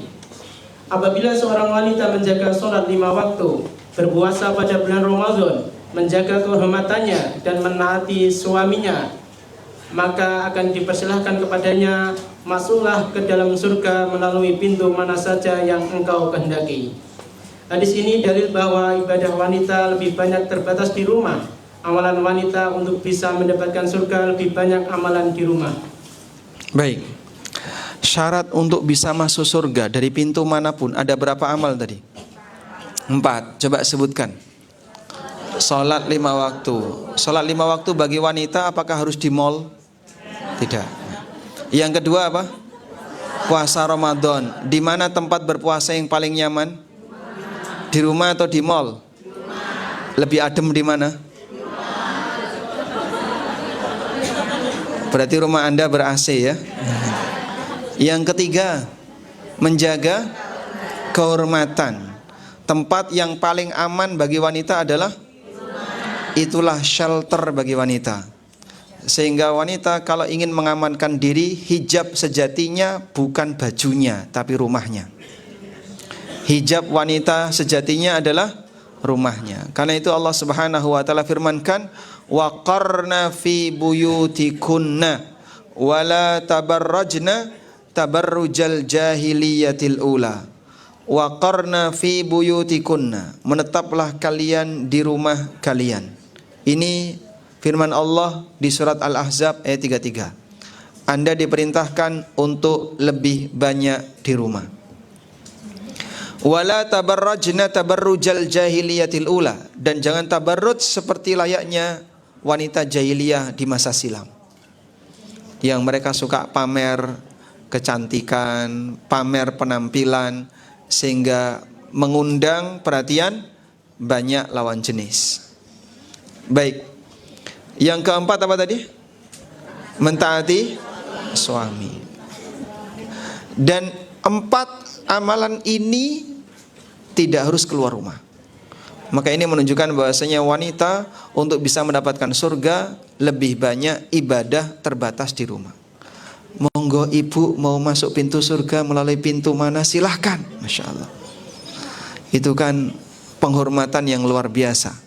Jadikan ini sebagai cita-cita ya. Apa cita-cita Anda? Apa cita-citanya? Dipersilahkan untuk masuk surga dari pintu komitmen ya. Sehingga semoga Anda bisa berbahagia bersama dengan keluarga Anda. Kalau surganya istri lebih tinggi dari suaminya gimana Pak? Ya tidak ada masalah. Nanti suaminya akan diangkat naik sehingga kumpul dengan istrinya.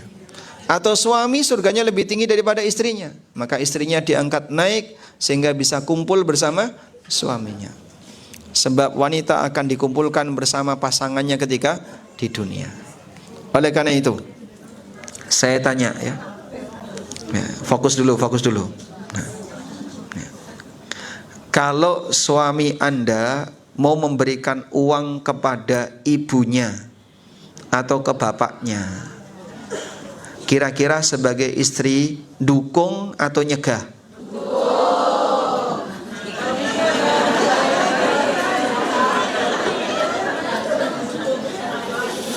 Kok rasanya berat? Dukung ya. Tapi suami Anda tidak pernah ngasih uang ke mertuanya, nggak apa-apa. Baik. Semoga ini tidak teori ya. Apa yang Anda ucapkan semoga jadi komitmen. Dukung suami untuk berbakti kepada orang tua. Cemburu nggak istrinya? Tapi rasanya berat ya Pak Ustadz. Terus gimana? Kalau suami ibu masuk surga, surganya tinggi, istrinya ada di mana? Hah? Ikut ya. Karena dia ikut mendukung suaminya berbuat taat kepada Allah, berbakti kepada orang tuanya, beramal dengan hartanya. suami saya Pak Ustadz gaji 1,5, infaknya 1 juta. Istrinya dapat berapa? 200.000. Yang 300 dikasihkan ibunya. Gimana kalau kayak gitu? Hah? Gak apa-apa? Kalau nafkahnya kurang, gak boleh. Kenapa gak boleh? Mana yang lebih tinggi, hak istri atau hak ibu? Subhanallah. Istri atau ibu? Istri. Kenapa istri? Karena kewajiban. Apa anak tidak wajib memberi nafkah ke ibunya?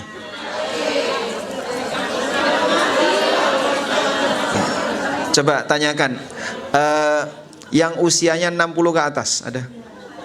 Usia 60 ke atas, punya anak yang laki-laki, sudah berkeluarga? Punya. Baik, apa harapan ibu yang sudah di usia 60-an ke atas? Ingin diperhatikan oleh anaknya, diberi nafkah oleh anaknya.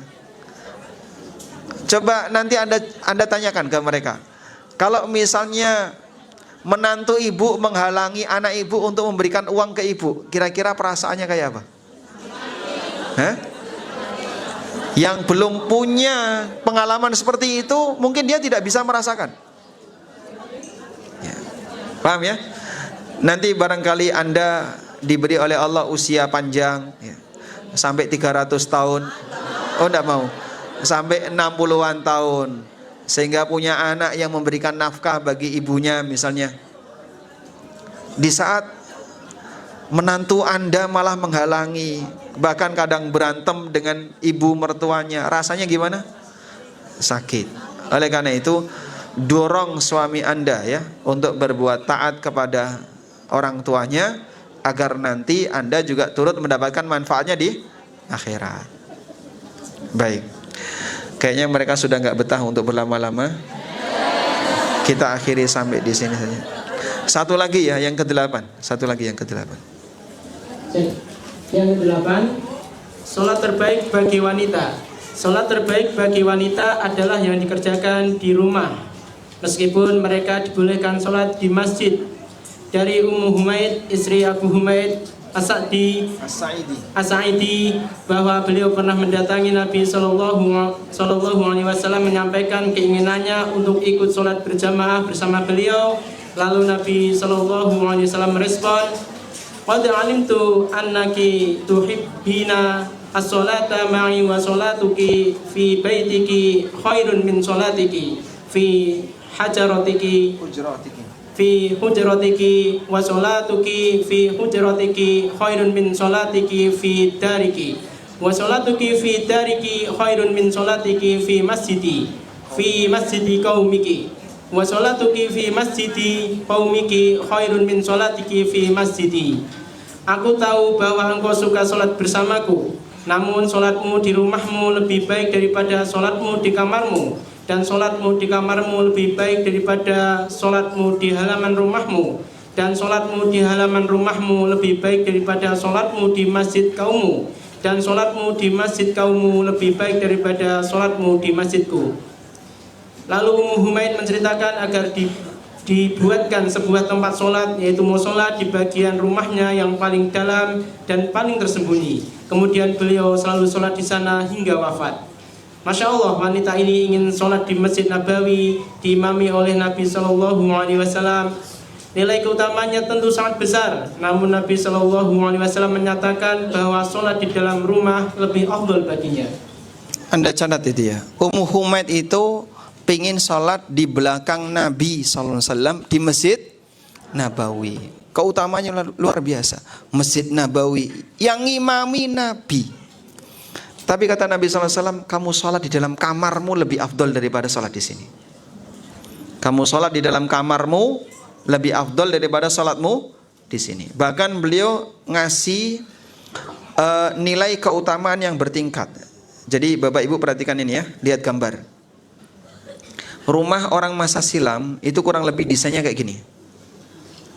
Terbagi menjadi dua yang bagian belakang ini ada tutupnya, ada atapnya. Nah, yang bagian depan ini ditutupi pagar begini, tapi tidak ada atapnya. Ya. Kalau mau lihat gambar aslinya kurang lebih kayak gini. Saya tampilkan ini gambar sketsa rumah Aisyah radhiyallahu anha.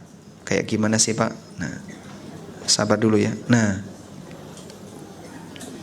Masya Allah, harus download dulu.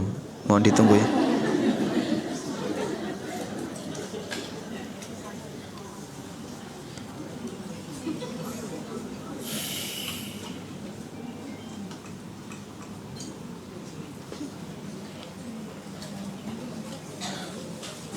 Ya.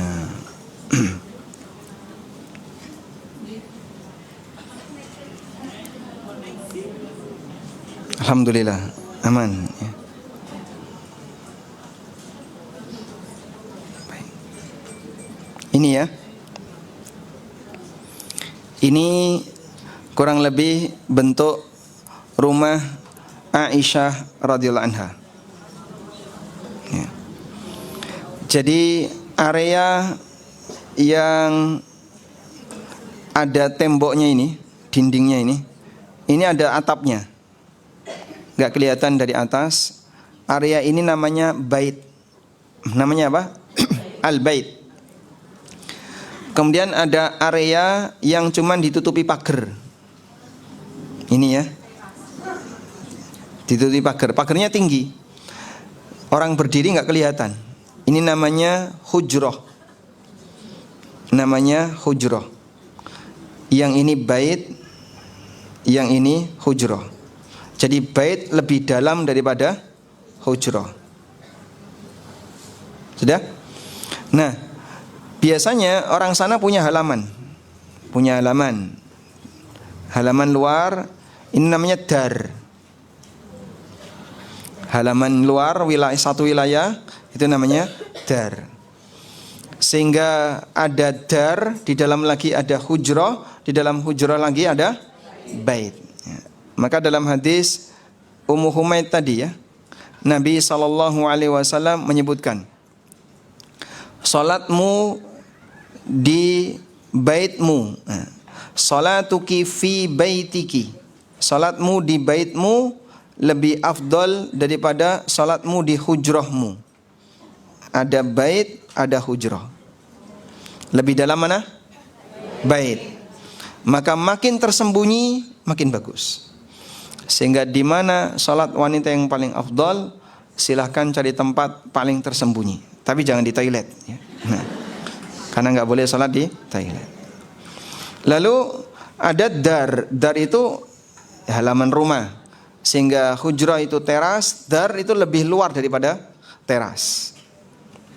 Maka makin masuk ke dalam makin bagus. Oleh karena itu, ibu punya kesempatan. Kalau dulu ada sahabiyat yang minta izin salat diimami Nabi SAW, beliau minta, kamu salat di rumah saja, lebih afdal.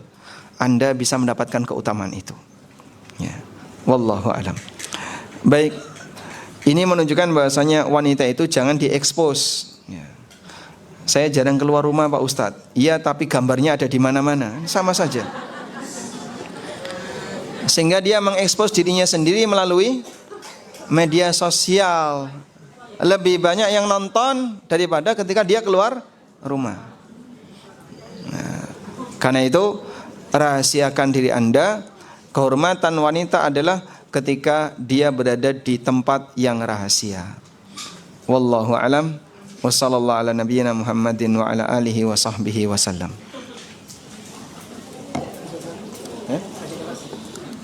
Selanjutnya, Anda mau tidur sini atau pulang? Pulang. Nah, mereka mau pulang. Oh, tanya jawab. Baik, kita bacakan sebagian pertanyaan. Baik Ustaz, sudah ada beberapa pertanyaan yang sudah masuk. Mohon izin kami bacakan. Pertama Ustaz, Assalamualaikum warahmatullahi wabarakatuh Ustaz. Apa Ustaz, saya ingin bertanya. Saya seorang janda yang ingin melaksanakan umroh di bulan Januari. Akan tetapi saya tidak bersama mahram. Saya punya anak laki-laki, akan tetapi untuk biaya dan berangkat dengan anak ataupun mahram tidak cukup Ustaz. Apakah saya tetap harus berangkat umroh?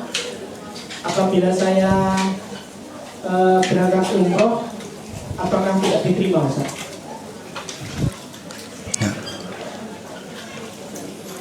Apabila, saya ulangi ya, mungkin yang online tidak mendengar pertanyaannya. Ketika ada seorang wanita punya anak laki-laki dan dia mau berangkat umroh tanpa mahram. Sementara kalau membiayai anak laki-lakinya dananya nggak cukup untuk menemani sebagai mahram. Lalu bagaimana? Baik. Jika ini umroh yang pertama, kajiannya kan belum selesai ya. Kok sudah dimasukkan ke tas itu? Mejanya sudah dilipat, bukunya. Atau nggak usah aja, tanya jawab nggak usah ya? Baik, tenang dulu ya. Jadi kalau ini umroh pertama, para ulama masih memberikan toleransi, sebab umroh pertama itu umroh wajib. Ada istilah haji wajib, ada umroh wajib. Haji wajib dan umroh wajib itu yang kapan Pak? Yang pertama. Haji pertama namanya haji wajib, umroh pertama namanya umroh wajib. Nah, karena dia statusnya amalan wajib, walaupun Anda tidak memiliki mahram, para ulama memberikan toleransi seperti pendapatnya Syekhul Islam Ibnu Taimiyah dan beberapa ulama yang lain. Oleh karena itu kalau ini umrah pertama, insya Allah tidak masalah. Tapi kalau umrah lebih dari satu, ya ini pelanggaran. Maka sebaiknya jika mau umrah untuk lebih dari yang pertama, tabungannya disiapkan untuk 2 orang, dirinya dan mahramnya, agar nanti bisa bareng-bareng berangkat. Wallahu a'lam. Pertanyaan berikutnya, Ustadz, kalau seorang wanita atau kita sedang umroh, lebih utama sholat di Masjidil Haram atau sholat di kamar hotel Ustadz?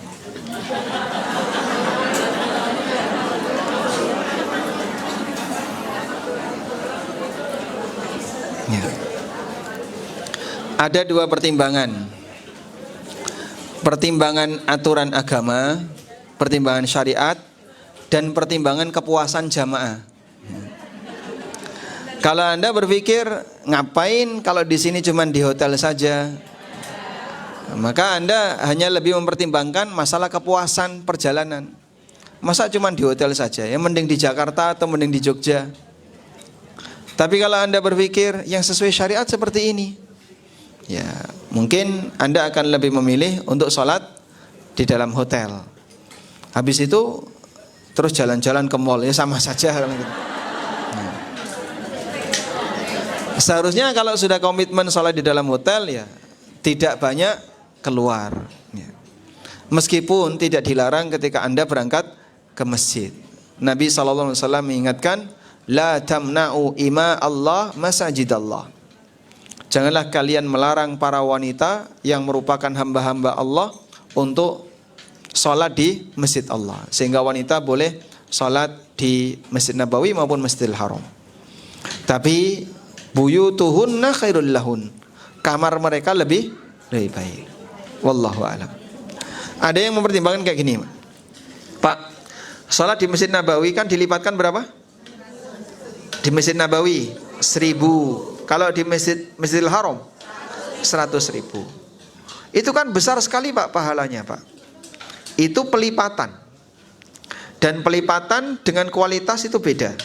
Sehingga bisa jadi Anda dikasih pahala 1.000, tapi kecil-kecil. Dan Anda dikasih pahala gede walaupun 1. Ya. Bakso gede 1 dengan bakso kecil-kecil jumlahnya 1.000. Milih mana? Hah? Maka ketika Anda diberi besar walaupun 1, bisa jadi lebih banyak daripada diberi kecil-kecil jumlahnya banyak. Wallahu a'lam. Baik Ustaz, pertanyaan berikutnya, Ustadz, ketika hari Jumat laki-laki tidak ada sholat qobliyah duhur, bagaimana dengan wanita yang sholat duhur di rumah? Apakah tetap melakukan qobliyah duhur? Kemudian, jika wanita sholat di rumah, apakah mendapatkan pahala 27 derajat jika sendirian? Apakah harus berjamaah? Apakah harus berjamaah juga agar seperti berjamaah di masjid, Ustaz? Lelaki ketika Jumatan tidak melakukan qobliyah zuhur karena dia tidak sedang sholat zuhur, ya. Dan tidak ada qobliyah Jumat. Kenapa tidak ada qobliyah Jumat? Karena begitu khatib naik mimbar, maka sudah tidak ada sholat sunnah kecuali yang mau tahiyatul masjid, gitu ya. Sehingga seluruh makmum fokus mendengarkan khutbah. Oleh karena itu tidak disyariatkan adanya qobliyah Jumatan. Karena nggak ada waktunya. Waktunya kapan qobliyah Jumatan? Kan nggak ada. Kemudian yang kedua, apabila wanita tidak Jumatan, lalu dia sholat di rumah, wanita Jumatan boleh nggak? Boleh nggak wanita Jumatan? Boleh. Di Masjidil Haram, di Masjid Nabawi, wanita Jumatan. Apabila wanita tidak Jumatan dan dia sholat duhur di rumah, maka berlaku aturan duhur, sehingga ada qobliyah duhur, ada ba'diyah duhur, ya, sebagaimana sholat duhur. Sholatnya 2 atau 4? Kenapa 4? Karena dia sholat duhur, bukan sholat Jumat. Sudah? Lalu kalau dia sholat di rumah, gimana caranya biar bisa mendapatkan pelipatan 27 derajat? Kerjakan dengan jamaah. Sama siapa, Pak? Sama putrinya, sama saudarinya, bisa juga sama tetangganya, sehingga nanti manggil tetangganya, monggo sholat di rumah saya, jamaah sama saya berdua, selesai sholat balik ke rumah masing-masing, ya, seperti yang dilakukan oleh Aisyah radhiyallahu anha. Sehingga dalam hal ini Anda tetap bisa mendapatkan pelipatan 27 dengan berjamaah bersama orang di sekitar rumah. Wallahu a'lam. Cukup? Ada lagi? Oh ya, silakan. Baik Ustaz, pertanyaan berikutnya, izin bertanya Ustaz, haid atau darah sudah berhenti beberapa hari, 1 sampai 2 hari, tetapi ketika dicek pakai tisu ternyata masih ada darah. Itu bagaimana Ustaz? Dan ketika dicek pakai alat KB, keluar darah sehari atau 2 hari, apakah sholat ataukah tidak Ustaz? Pernah satu ketika ada seorang wanita yang membawa keranjang berisi kapas. Nah, kapasnya ini masih ada lendir-lendir kuning. Ada lendir kuning, ada lendir kecoklatan, ditunjukkan kepada Aisyah radhiyallahu anha. Kalau sudah keluar seperti ini, apakah sudah boleh sholat? Kata Aisyah radhiyallahu anha, la ta'jalin hatta tarayinnal qassatal bayda. Jangan buru-buru sholat sampai kamu melihat al-qassah al-bayda. Makna qassatul bayda itu ada 2. Pertama adalah lendir bening, bukan putih ya, bening yang keluar di penghujung haid. Kalau sudah keluar lendir bening, berarti itu tanda suci. Tapi tidak semua wanita mengalami itu. Maka cara yang kedua, makna qassatul bayda adalah kapas tidak meninggalkan apapun ketika diusapkan di area keluar haid, sehingga dia jadi qassah. Qassah itu artinya kapas, al bayda putih. Kapasnya tetap putih. Sehingga ketika dicek sudah tidak ada cairan apapun yang nempel, berarti dia sudah putus. Maka selanjutnya silahkan mandi. Nanti setelah putus kok keluar apapun cairannya selain darah ya, misalnya warna kuning, coklat, biru, ungu, karena dia keturunan keraton ya. Maka tidak perlu digubris, karena yang seperti ini bukan haid. Sehingga haid itu darah. Saya ulangi lagi ya, haid itu darah. Kalau yang keluar bukan darah, maka jika dia tidak nyambung dengan haid, statusnya bukan haid. Itu caranya ya. Berarti kalau tadi gimana itu? Masih ada darah nyambung dengan darah sebelumnya, Biasanya kan kayak gini ya. Orang mengalami haid itu kurang lebih kurvanya seperti ini. Awalnya sedikit, kemudian jadi banyak, kemudian begini, nah long tail. Ada ekor panjang, nggak putus-putus kayak gini ya. Tapi ini darahnya sudah mulai pucat, kemudian mulai kekuningan, begitu kan? Tapi panjang ya. Nah, panjang ini batas maksimalnya 15 hari. Kalau nyambung terus, ya. Dia hanya keluar merah pekat di sekitar area ini. Begitu sudah mulai masuk ke sekian hari, sudah mulai memucat dan seterusnya, sampai long tailnya itu panjang sekali. Nah, itu maksimal 15 hari. Kalau keluar kekuningan yang disebut dengan sufroh atau keruh yang disebut dengan kudroh. Keruh itu kayak apa, Pak? Kayak air bercampur tanah. Ya, budak. Nah, seperti itu. Kalau nyambung dengan haid, ini nyambung ya. Selama ini nyambung, maka dia terhitung haid. Tapi kalau putus, misalnya sebelum 15 hari putus, bersih. Nah, di sini putus 10 hari putus. Nah, karena dia sudah putus di 10 hari, nanti kalau keluar lagi, di sini tiba-tiba keluar lagi. Tapi ini kuning. Maka gimana? Bukan haid. Karena apa? Sudah putus. Nah, seperti ini. Ustadz ngerti dari mana? Setelah nikah saya ngerti. Nah, dulu cuman baca teori begitu nikah. Oh, kayak inilah yang dimaksud teori dulu ya. Nah, selanjutnya. Baik, Ustadz Afwan bertanya, bagaimana hukumnya apabila kita berumroh dengan cara menggunakan travel tapi menggunakan sistem cicilan bank syariah dan berbunga yang tinggi, Ustaz? Dan bagaimana cara menyampaikan dengan baik kepada seseorang tanpa merasa mengurai terkait umroh tersebut? Berarti yang berkasus bukan yang bertanya. Beliau bertanya tentang kasus orang lain. Jadi apalah manfaatnya orang memaksakan diri untuk melakukan ibadah tapi dengan cara maksiat?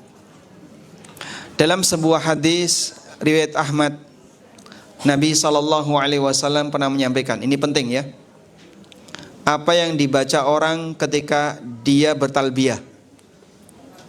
Labbaik Allahumma labbaik. Apa artinya labbaik Allahumma labbaik?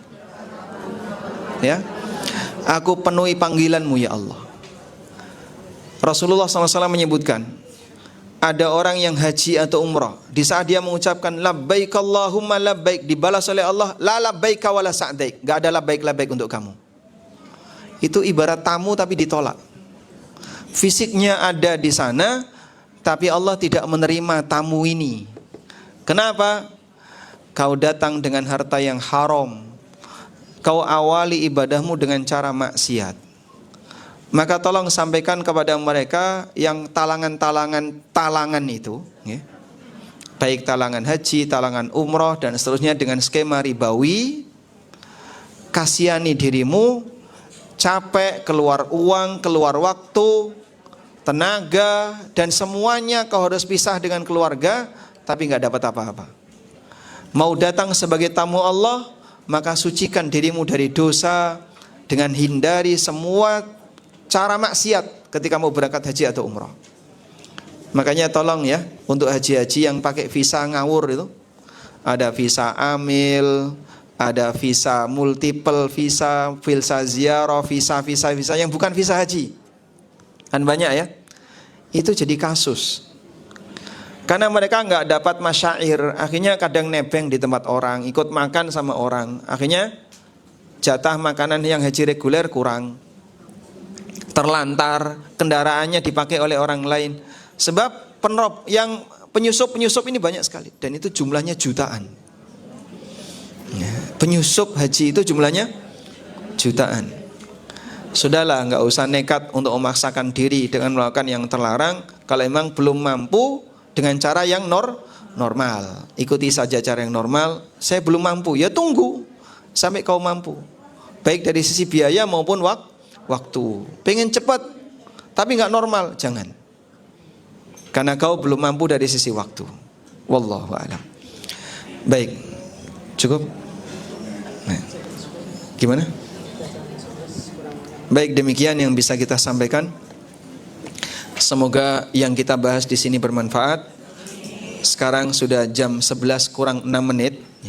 Waktu 6 menit Anda bisa gunakan untuk belanja di ANB Store. Oh, mohon maaf, ini iklan tipis boleh nggak? Nggak boleh. Wassallallahu ala nabiyyina Muhammadin wa ala alihi wa sahbihi wasallam.